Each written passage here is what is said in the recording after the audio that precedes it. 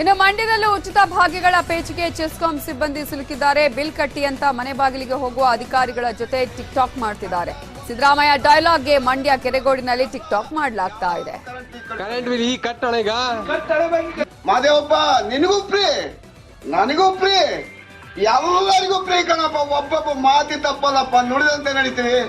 ಸರ್ಕಾರ ಬಂದ್ 24 ಗಂಟೆ ಒಳಗೆ ನಮ್ದು ಎಲ್ಲ ಯಾರು ಕರೆಂಟ್ ಬಿಲ್ ಈ ಕಟ್ಟಣೆಗ ಯಾರು ಕಟ್ಟಲ್ಲ, ನಿಮ್ಮನ್ನ ಕಟ್ಟಿ ಹಾಕ್ತಿವಿ.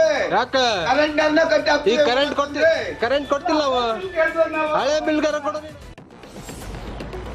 ಇನ್ನು ಕಾಂಗ್ರೆಸ್ನ 5 ಗ್ಯಾರಂಟಿ ಘೋಷಣೆ ಎಫೆಕ್ಟ್ ಜನರ ಮೇಲೆ ಜೋರಾಗಿ ಆಗಿದೆ. ಇದೀಗ ಎಲೆಕ್ಟ್ರಾನಿಕ್ ವಸ್ತುಗಳ ಖರೀದಿಗೆ ಜನ ಮುಗಿ ಬೀಳ್ತಿದ್ದಾರೆ.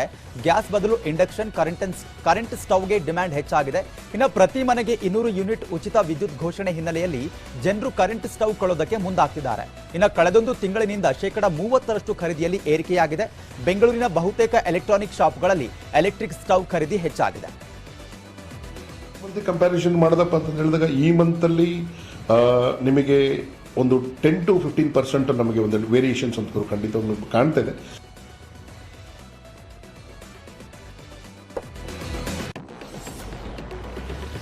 ಸಚಿವ ಪ್ರಿಯಾಂಕ್ ಖರ್ಗೆ ವಿರುದ್ಧ ಬಿಜೆಪಿ ರಾಜ್ಯಾಧ್ಯಕ್ಷ ನಳಿನ್ ಕುಮಾರ್ ಕಟೀಲ್ ಕಿಡಿಕಾರಿದ್ದಾರೆ. ಆರ್ಎಸ್ಎಸ್ ಈ ದೇಶದಲ್ಲಿ ರಾಷ್ಟ್ರಭಕ್ತಿಯನ್ನ ಕಲಿಸಿದೆ.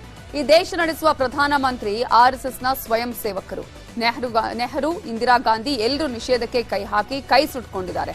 ಬಜರಂಗದಳ ಆರ್ಎಸ್ಎಸ್ ನಿಷೇಧಕ್ಕೆ ಕೈ ಹಾಕಿದ್ರೆ ಕಾಂಗ್ರೆಸ್ ಇರಲ್ಲ, ಸಿದ್ದರಾಮಯ್ಯವರ ರಾಜಕೀಯ ಮುಗಿಯತ್ತೆ ಅಂತ ಕಿಡಿಕಾರಿದರು.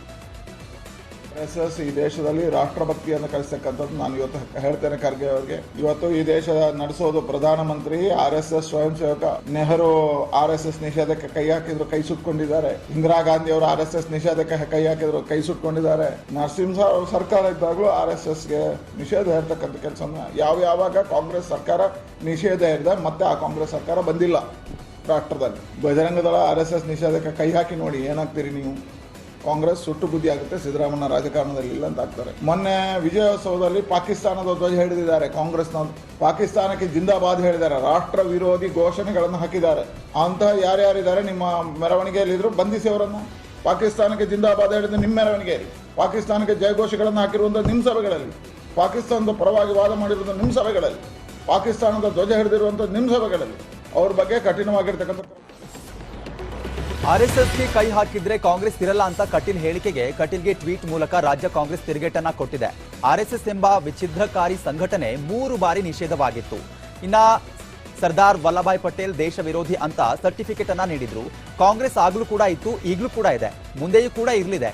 ಶಾಲೆಗಳ ಆವರಣದಲ್ಲಿ ಆರ್ಎಸ್ಎಸ್ ಚಟುವಟಿಕೆ ತಡೆ ಬಗ್ಗೆ ಪರಾಮರ್ಶೆ ಮಾಡಿಕೊಳ್ಳಿದೆ ಅಂತ ಹೇಳಿದ. Welcome back. ಇನ್ನಷ್ಟು ಪ್ರಮುಖ ಸುದ್ದಿಯನ್ನು ನೋಡ್ತಾ ಹೋಗೋಣ. ಮಂಡ್ಯದಲ್ಲಿ ಐಪಿಎಲ್ ಬೆಟ್ಟಿಂಗ್ ಭೂತಕ್ಕೆ ಹೆಣ ಬಿದ್ದಿದೆ. ಮಂಡ್ಯದ ಚಿಕ್ಕರಸಿನಕೆರೆ ಪುನೀತ್ ಕೊಲೆ ಪ್ರಕರಣಕ್ಕೆ ಟ್ವಿಸ್ಟ್ ಸಿಕ್ಕಿದೆ. ಐಪಿಎಲ್ ಬೆಟ್ಟಿಂಗ್ ವಿಚಾರಕ್ಕೆ ನಡೆದಿದ್ದ ಕಿರಿಕ್ ಕೊಲೆಯಲ್ಲಿ ಅಂತ್ಯ ಆಗಿದೆ. ನಿನ್ನೆ ಬೆಟ್ಟಿಂಗ್ ಹಣದ ವಿಚಾರಕ್ಕೆ ಪುನೀತ್ ಶರತ್ ನಡುವೆ ಗಲಾಟೆಯಾಗಿತ್ತು. ಹಣ ಕೊಡೋದಾಗಿ ಬೋರಾಪುರದ ಬಳಿ ಕರೆಸಿಕೊಂಡಿದ್ದ ಶರತ್ ಈ ವೇಳೆ ದೊಣ್ಣೆಯಿಂದ ಪುನೀತ್ ತಲೆಗೆ ಹೊಡೆದು ಹತ್ಯೆ ಮಾಡಲಾಗಿದೆ. ಮದ್ದೂರು ಪೊಲೀಸರಿಂದ ಆರೋಪಿ ಶರತ್ ಹಾಗೆಯೇ ಸಹಚರನನ್ನ ಬಂಧಿಸಲಾಗಿದೆ.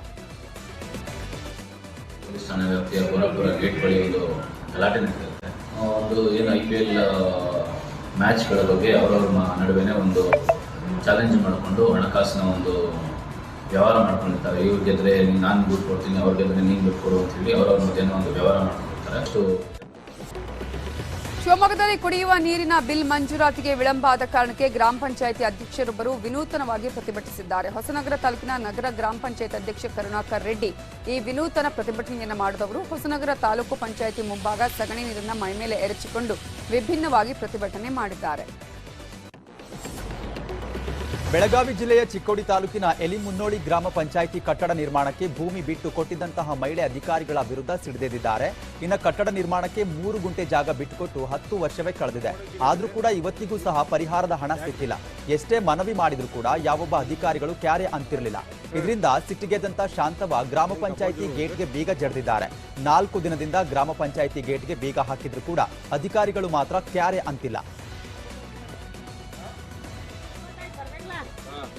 ಬರಕ್ ಬೇಕಂತ ಬೇಡ, ಇವ್ರ ಅದಾರ ನೋಡ್ರಿ, ಇವ್ರ ಎಲ್ಲ ಹೇಳಿದಾರ. ಅವಾಗ ಇವ್ರ ಹೇಳಿದ್ನಂತ ಜಾಗ ಹೂವನ್ನೇ ನಾವ್ ಅಟ್ಟ ಹೂವನ್ಲಾಗಿನ್ಯ ನಮ್ಗೆ ಮೋಸ ಮಾಡಿ ಮೋಸ ಮಾಡ್ತಿದ್ರು. ಬಂದಿನ್ರಿ ಸರ್ ಸಂಖ್ಯೆ ಕೆಳಗೆ ಬಂದಿನ್ರಿ ಮತ್ತು ಕೀಲೆ ಹ್ಯಾಂಗ ಹೋಗೋದ್ರಿ.